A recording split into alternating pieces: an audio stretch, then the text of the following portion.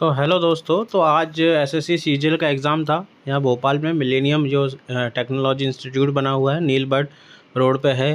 तो आप देखिए यहाँ पे था एग्ज़ाम। यहाँ पे गाड़ी रखने की जगह है और साधन की व्यवस्था है, तो आप आ सकते हैं। और पहले बात करते हैं कैसी व्यवस्था थी। तो व्यवस्था बहुत अच्छी थी, आराम से एग्ज़ाम हुआ, कोई लैकिंग नहीं हो रही थी, सिस्टम भी अच्छे थे। और किसी किसी के सिस्टम नहीं काम कर रहे थे तो उन्होंने पहले ही बता दिया था, तो उनके माउस वगैरह सब चेंज कर दिए थे। ठीक है, तो पहले तो ये अच्छी व्यवस्था थी, कोई इशू नहीं आया इसमें। और बात करें अगर एग्ज़ाम की, तो रीज़निंग जो शाम वाली शिफ्ट है उसमें रीज़निंग ईजी थी। कोई टफ़ क्वेश्चन नहीं था, लगभग 23-24 आपके अटैम्प्ट हो जाएंगे। एक आध क्वेश्चन सीरीज़ वाला था, तो वो अगर नहीं बन रहा है तो नहीं बन रहा है, क्लिक करता है तो तुरंत क्लिक करता है।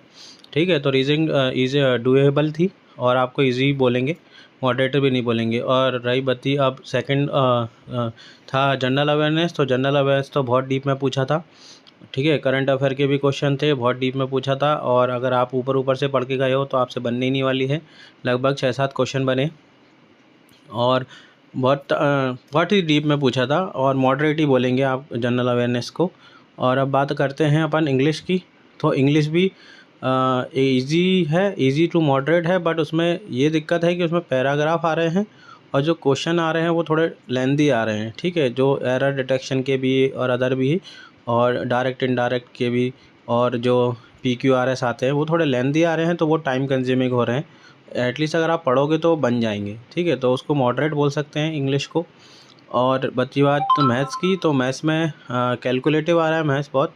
और डिजिट भी ऐसे दे रहे हैं कि आप तुरंत आप उसको कैलकुलेट नहीं कर सकते, पॉइंट्स में डेसिमल में डिजिट दे रहे हैं।